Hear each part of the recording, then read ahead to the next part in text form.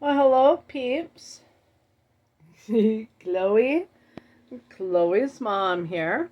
Um, Thought I'd make a little end of finishing training week one video. So I have 4 weeks of finishing training. Finished week one. We left out Sunday morning. Went all over the hill. I don't know.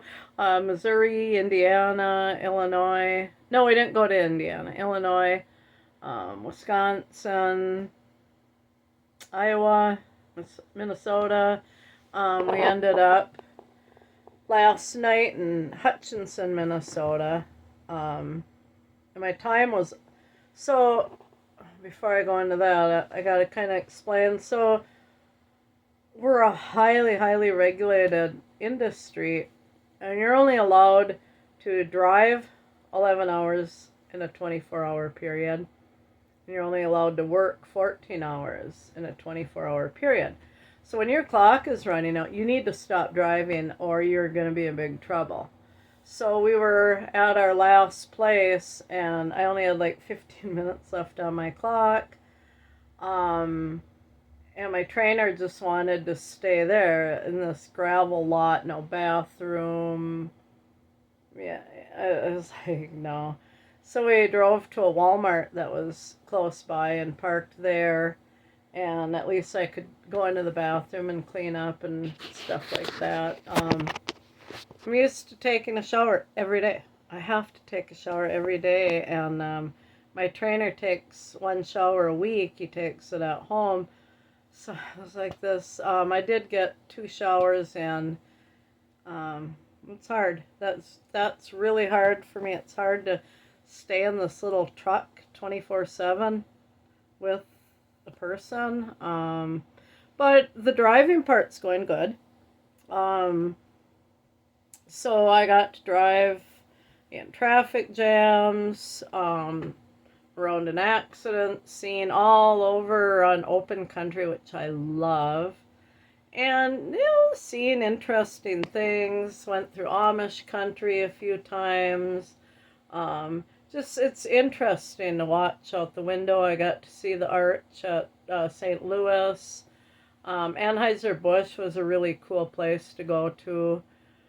So far, there's these horror stories out there about really bad experiences truckers have had with shippers or receivers being treated poorly. Fortunately, every single place we went, the people were super nice and laid back, pretty easygoing. We got to a Coca-Cola this morning, and we got there early. And they were open and everything, but she's like, oh, well, you usually don't get here till later. So we were going to drop our empty trailer in the lot or out the dock and then pick up a loaded trailer. And she's like, there's no one else here. You're the first truck, so just back into the dock and we'll load you up. So we got done really early, and yay, that was great. I'm getting better at backing. It's all in the setup. I found it's a lot easier to back up to these loading docks than it is to, or generally, to back into these lots like I was with the local guy. Because the lots are just, the trailers are just, a foot apart, and it's hard. They're usually gravel, and where loading docks are normally tar, and there's lots of times there's lines painted.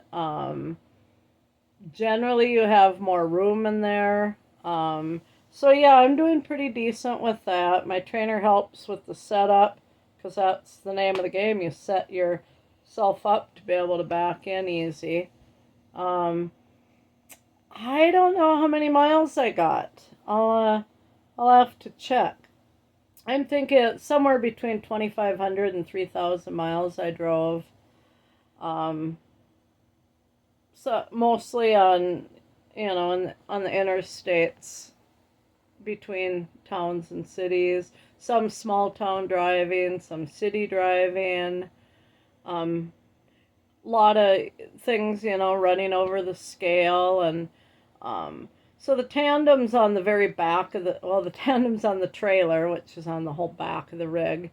slide back and forth so you can regulate. You're only allowed 12,000 pounds of weight on your steer axles up in the front, and then the back of your tractor has dual tandems, and you're allowed 34,000 on them, and then 34,000 on them very back axles. And so if it's off, and then 80,000 for the whole rig.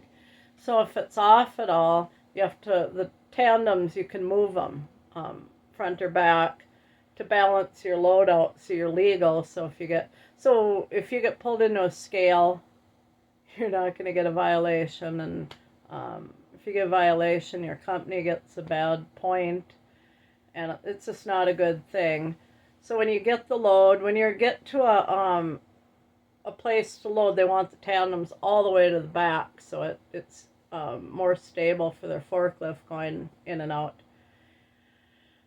And then you slide them forward, kind of depending on how heavy your load is and where it is. Is it way up front? Is it towards the back?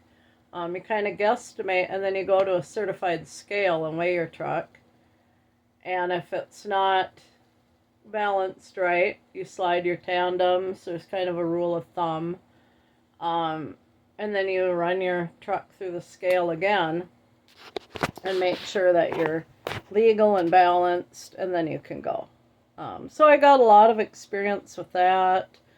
A few coupling and uncoupling trailers.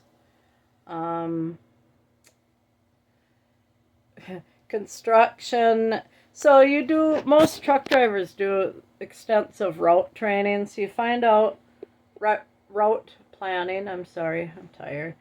You find out where you're going to go, and you use your trucker GPS, you use Google Maps, and you kind of plan your route out. Helver will give you a suggested route, and they'll give you preferred fuel stops.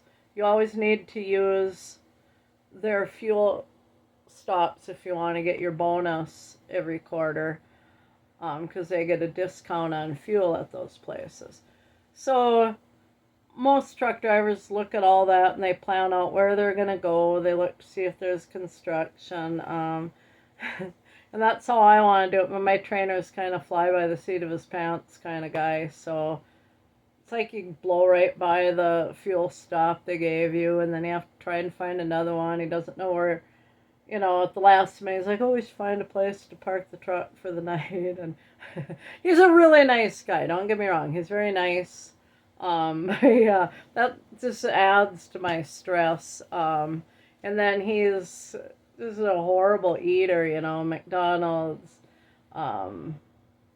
biscuits and gravy and Egg McMuffins in the morning, and then whatever, cheeseburger and fries, and he's trying to feed me. He's trying to be nice. I'm like, no, I can't. I can't eat in the morning. I can't eat a Egg McMuffin, and I did get one run in, but that was hard to do. So yeah. So anyhow, that's about it for my week. I'm home for a couple nights. So good to be with Chloe. And we're staying in the shack. So we're gonna stay here, finish doing some things, and then set up my pop-up camper.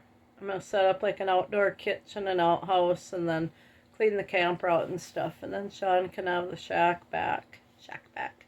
So that's all I got for you. Hope this wasn't just too long and rambling of a video. Feel free to post a comment or to message me if there's anything in particular you're kind of wondering about truck driving, or maybe I say something and you're like, what's she talking about it? And I'll address it in the next video. I'm going to Indiana and maybe Mississippi next week, leaving Sunday morning. So I will make another video next weekend. Bye, peeps.